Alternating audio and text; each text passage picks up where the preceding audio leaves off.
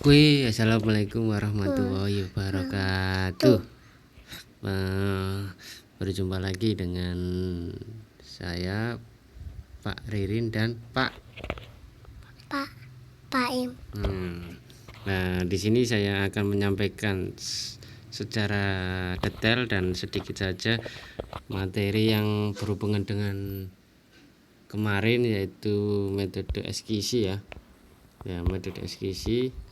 Nah, metode eskisi di sini kita lihat ya, metode eskisi ini kebetulan jurnal saya pribadi di Teknik Komarudin Gresik yang sudah publish pada tahun 2017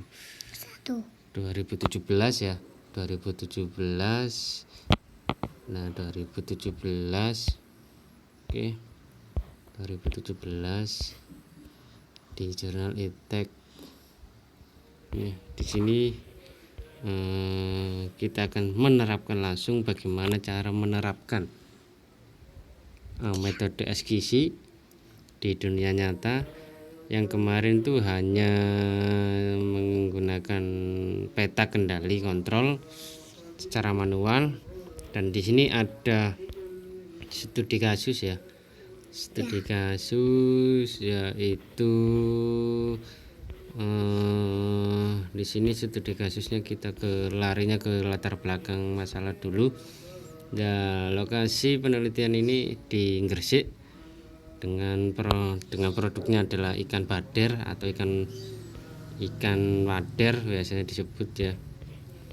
Di sini Ikan wader. iya, ikan wader. Nah, di sini untuk meningkatkan permintaan jumlah pembudidaya ikan sekarang. Nah, hasilnya di sini ada tingkat kecacatan ikan bader. Ikan bader. Iya. Di sini ada data responden, data analisis data.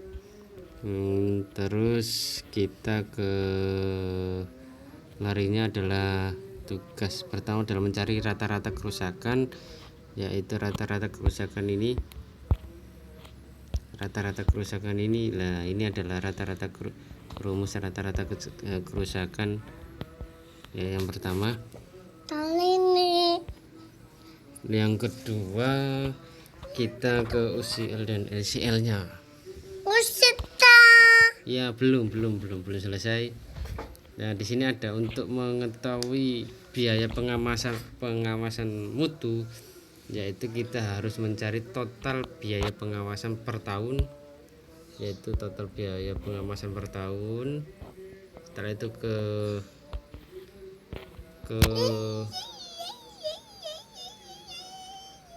total biaya GAC. Ini ada GAC dan total biaya mutu dengan kegiatan-kegiatan itu apa saja yang harus dilakukan dan berapa biaya yang diperlukan pada saat melakukan penjaminan mutu ikan bader. Next. Kak.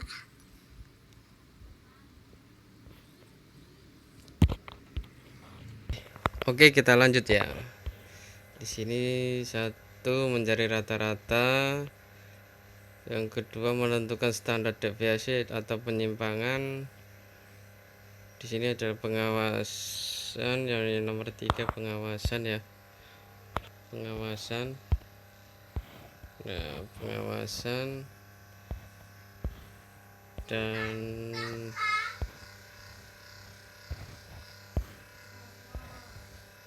biaya. Terus ada biaya atas mutu.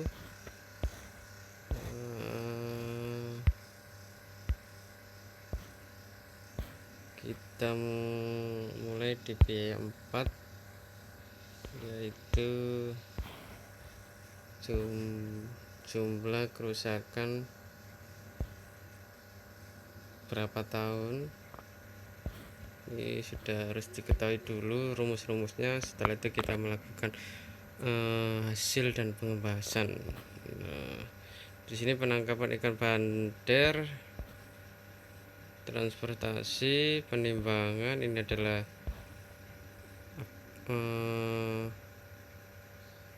pelaksanaan pengendalian atau pengolahan ikan pader. Jadi ini sistem kontrol cat. Kita mulai lihat ini bisa didapat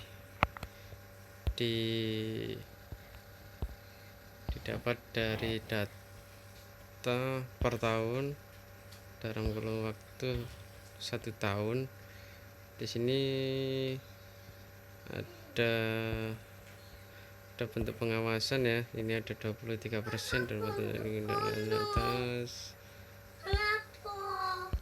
Setelah itu kita lakukan biaya pengawasan.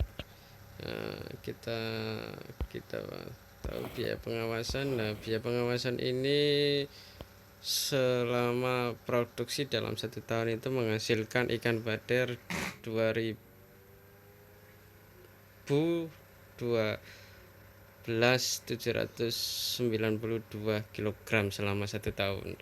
Nah, sedangkan biaya tenaga kerja ini kita melakukan pengendalian itu per bulan gaji perusahaan tenaga kerja itu 3 juta selama 1 tahun. Kita hitung 12 ya, 1 tahun itu ada 12 bulan dikali 1 menghasilkan 36 juta untuk biaya tenaga kerja. Nah, di sini ada penggunaan alat, yaitu penggunaan alat itu untuk di sini untuk termometer untuk penggunaan suhu, yaitu ikan pader dilakukan pengepakan, dan alat termometer itu ada umur ekonomisnya. Kita perkirakan adalah selama umur ekonomisnya di sini tidak ada, paling enggak 1 tahun atau 2 tahunan lah untuk termometer, tapi di sini tidak dihitung. Di sini nilai umur ekonomisnya adalah 5 tahun, yaitu termometer itu sendiri. Perusahaan melakukan kegiatan pengendalian kualitas ini sebanyak 3 dan dilakukan 9 ya, 9 dikali 3 dikali 9 ketemu 27, jadi sebanyak 3 kali dan dilakukan 9 kali didapatkan. Nah, ini dari 36 tadi dari biaya tenaga kerja, sedangkan yang 80.000 ini dari umur ekonomis, yaitu perusahaan penggunaan alat yaitu termometer tadi. Hasilnya dibagi 27, hasilnya 1.336 sekian. Nah, kalau sudah diketahui, lanjutnya kita lakukan tahap yang kedua, penjaminan mutu C lah. Sedangkan di sini 12.000. 12.000 ini dalam range waktu penjualan itu rata-ratanya dalam per bulan itu harga ikan pader itu ada 12.000. Nah, yang kedua besar biaya jaminan mutu, yaitu rata-rata per perusahaan 12.000. Ini ada rumusnya tadi yang sudah di slide yang pertama tadi. Nah, di sini kita R-nya adalah jumlah ya. R-nya adalah jumlah produksi ikan per tahun tadi, sedangkan yang O-nya tadi adalah biaya pengawasan, sedangkan 12.000 itu adalah biaya ikannya sendiri. Nah, total keseluruhannya adalah 4.867,85 kg. Nah, untuk biaya jaminan mutu. Kita lanjut lagi. Di sini ada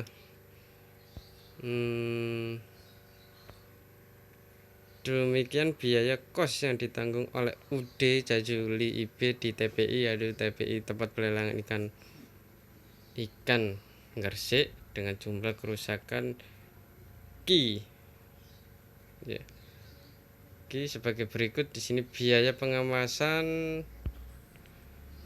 dilakukan selama 1 tahun itu hasilnya adalah 58.414.395, sedangkan biaya kiasinya jaminan mutu kita ini 12.000 harganya ikan, sedangkan ini adalah 4.867 ini dari biaya jaminan mutu ya. Terus TKC-nya dan KAC-nya kita jumlahkan, ini 85, ini dari yang di atas tadi sudah diketahui. Totalnya adalah total biaya atas mutu keseluruhan adalah 11.688.828 sekian. Kita ke tahap selanjutnya. Di sini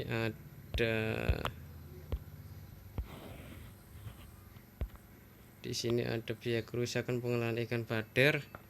Di sisi dikasih ini mengalami perubahan ya. Biaya jaminan mutu KAC TKC